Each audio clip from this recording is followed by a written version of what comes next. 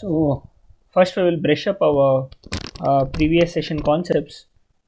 We have discussed some brief terminologies in OOP concept, which are class, object, and handle. So class is nothing but a basic building block containing routines and variables. This is analogous to Verilog in a module. An object is an instance of a class, and in Verilog you need to instantiate a module to use it. And coming to a handle, a pointer to an object in Verilog, you use the name of the instance where you refer to the signals and methods from outside of the module. And an OOP handle is like the address of the object, but it is stored in a pointer and can only refer one type.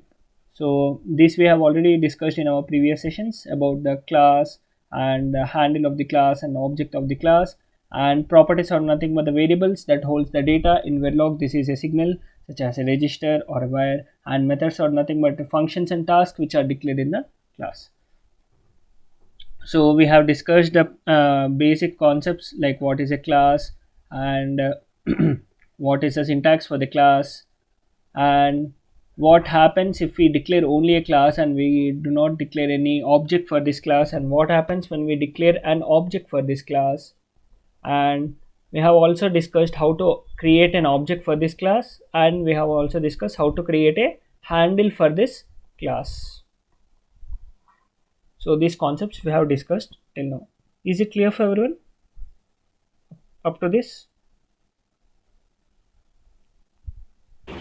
Yes. So we will consider this example, and we will discuss how to create an object for this, and how we create a handle and we create a object for this. So we will take class bus underscore trans. This is a class, and for this, in this class I have properties called logic 31 down to 0, that is 32-bit address, and crc underscore data. This is an array. So in a class I can declare logic data types or integer data types and array data types. Like this, a mixed data types can be used in the class, not only a single type of data types. In a class, a mixed data types can be used inside a class. And we can also use functions inside a class. So functions inside a class are called methods. So function new, so the function name is new, logic, arguments are 31 down to 0 address, which is equal to 3, and d is equal to 5, and this dot addr is equal to addr, and for each data of I equal to d, and ending the function and ending the class. This is a function, and these are two arguments inside my class, which are addr and d of 32-bit data type. And now I will explain about this keyword. So before going to that, we will see the initial begin block. So within an initial begin block, we have created a handle. So this is the creation of a handle. For creating a handle, we should first mention the name of the class. The name of the class is bus underscore tran, and the handle name is b. So for creating an handle, so for creating a handle, we will use the syntax class name followed by handle name. So this is the syntax for creation of a handle: class name followed by handle name.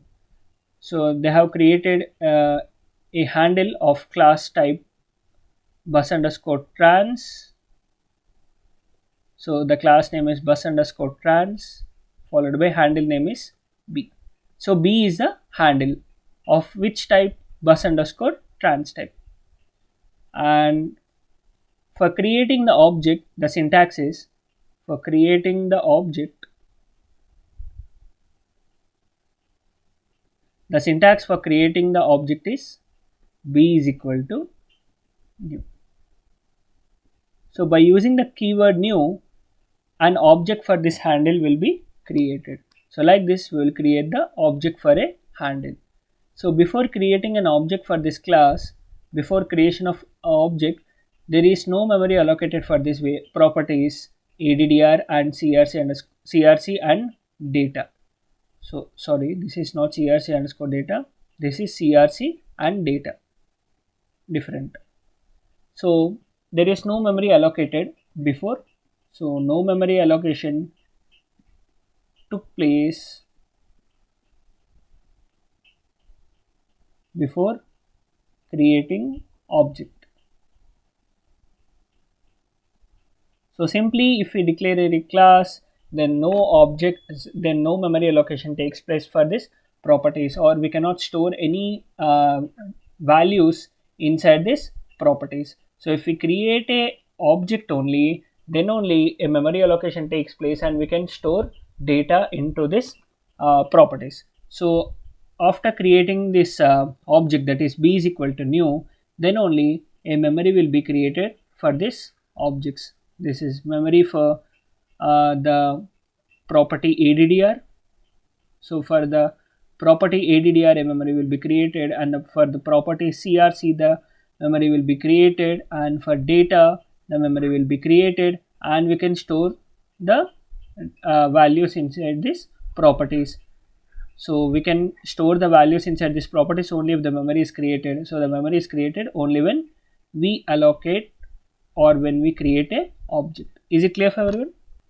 So whenever we create a object like this, say here b is equal to new, then an object will be created like this. An object is created, that is memory allocation is taking place, and with the help of new keyword we are creating an object. And the another use case of this new keyword is we can pass the arguments to our class with the help of this new keyword. We can pass b is equal to new of 5. Like this, we can pass arguments to this new keyword also.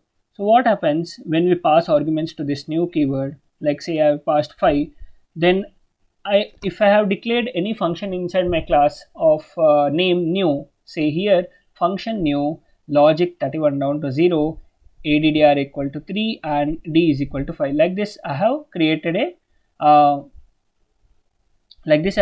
a function of name new, and I am passing the values to this new keyword as 10. So I am passing the value 10 to this argument new.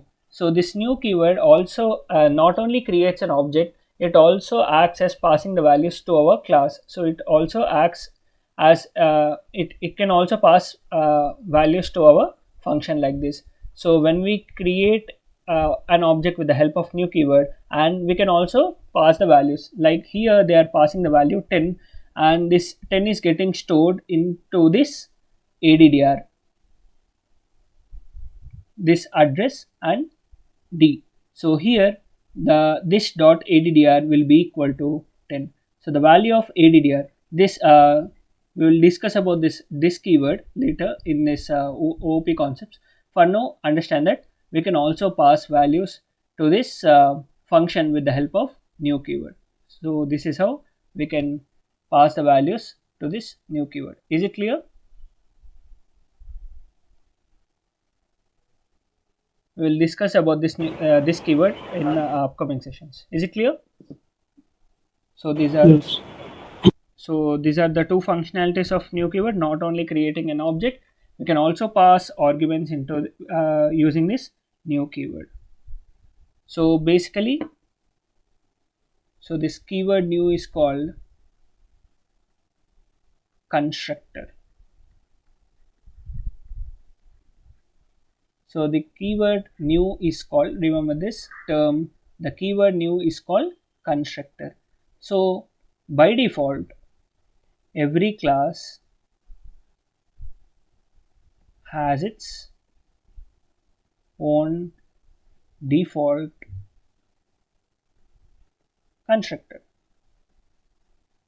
So every class will have its own default constructor, whether you write the function inside the class, or see here, whether you declare a function inside a class or not, a function will be created, a default function will be created inside inside a class. So this is called a constructor. So by default every class has its own new constructor. So when creating an object, say suppose b is equal to new, and if you don't pass values also, no problem, there is no issue, then no value will be given to that constructor. If you pass any value, then it will be given to the function.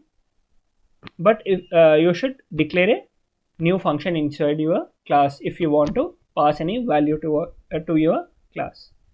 So this is about the constructor in class. Is it clear? So we'll discuss one more example. If we have a class, say ex underscore trans, and inside this we have some properties,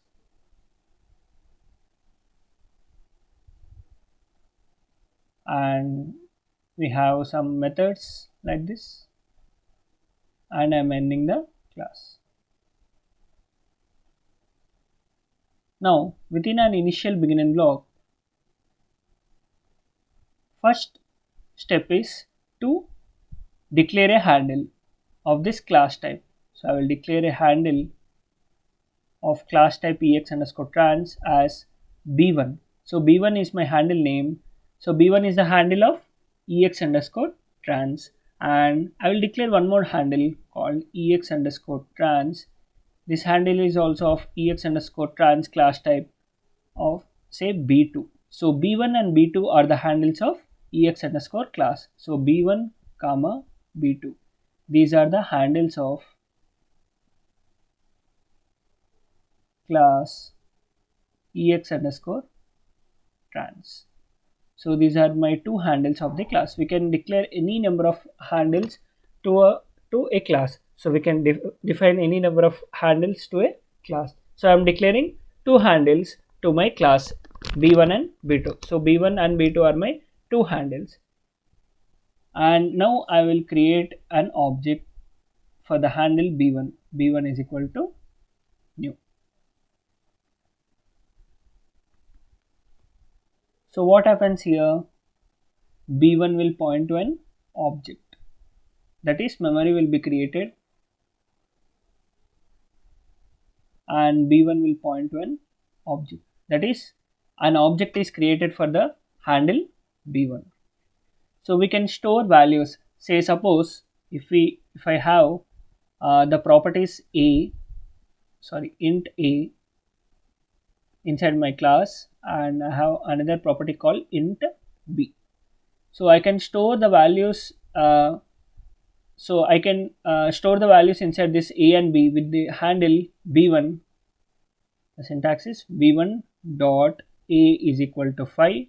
So I can store the value of 5 into this a. So the value of 5 will be stored into this a like this, and b1 will point to this object, and b1 dot b is equal to 10. So it will be equal to 10. So like this I can store values inside my properties. Is it clear? I have also declared one more handle b2. So I can write directly b2 is equal to new. So in this case what happens, another object for this b2 will be created, and separate memory locations for this b2 object will be created like this, a and b, and the initial values will be equal to 0. So a separate memory location will be created for these properties a and b when we create a new object with the handle b2.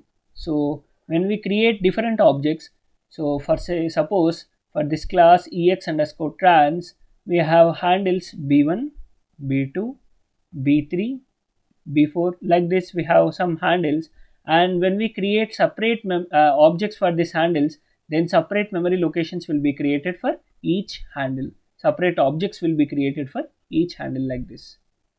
Like this separate objects will be created, that is separate memory locations will be created. So this is nothing but dynamic memory allocation. So in this, A, B can store the values like this. Here also A and B can store the values like this, and A, B like this, A, B and A, B.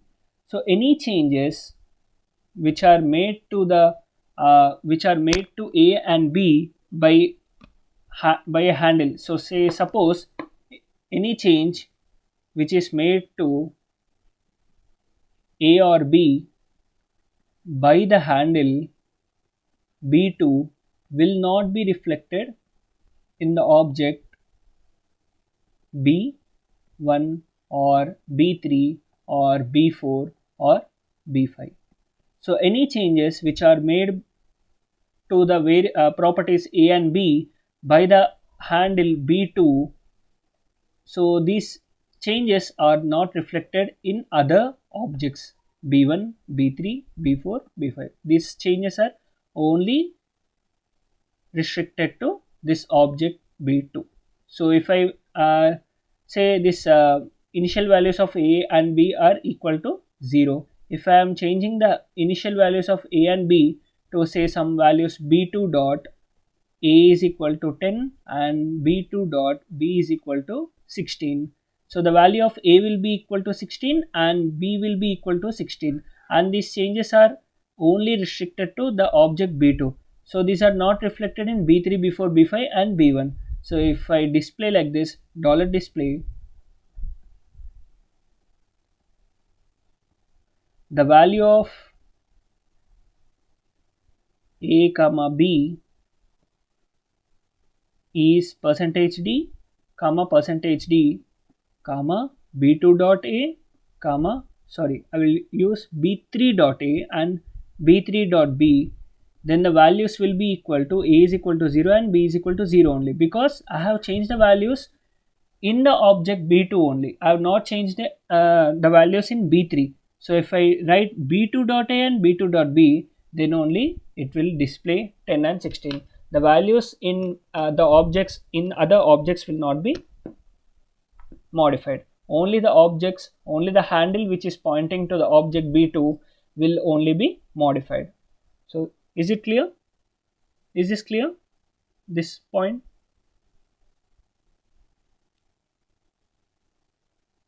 So different handles for a class ex underscore trans class.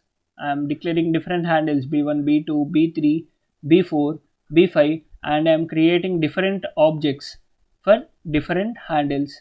For B1 I am creating separate object, B2 I am creating separate object, B3, B4, B5, and if I modify the property A and B with the help of the handle B2, then the changes are only restricted to this object B2. These are not reflected in B1, B3, B4 and B5. Is it clear?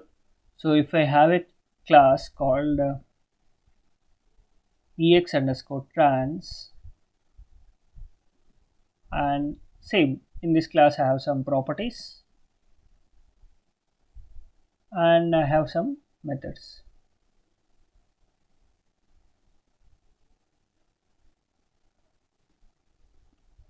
Ending the class, and for this class ex underscore trans, within an initial begin block, initial begin, I will declare two handles ex underscore trans B1 and ex underscore trans B2. So for this class ex underscore trans, I am having two handles, one is B1 and another is B2. Now what I am doing is, I will allocate object for B1 is equal to new, and for B2 I will assign it to B1. So this is a second scenario. So in previous scenario what I have done is, I have created two handles and I have allocated objects separately like this, B1 is equal to new and B2 is equal to new. Now what I am doing, I am creating object for first handle and I am assigning the first handle to second handle, B2 is equal to B1. So in the first scenario, when I am doing this, b1 is equal to new and b2 is equal to new, then separate objects will be created for the two handles b1 and b2 like this. So separate objects will be created for b1 and b2 like this. Whereas in second scenario, if I am creating like this, when first I am creating object for b1 and I am assigning b2 is equal to b1, then what happening, for first an object will be created for handle b1 like this, and next if I am assigning b2 is equal to b1, then handle b2 will also be pointing to the same object to which the b1 is already pointing. So in this scenario, both the handles b2 and b1 are pointing to the same object. This is the case if we assign b2 is equal to b1. So any changes which are made by the handle b1 will be reflected in the handle b2 also, or any changes which are made to the properties by the handle b2 will be reflected inside the b1 also, since we are sharing the same object. Sharing the same object.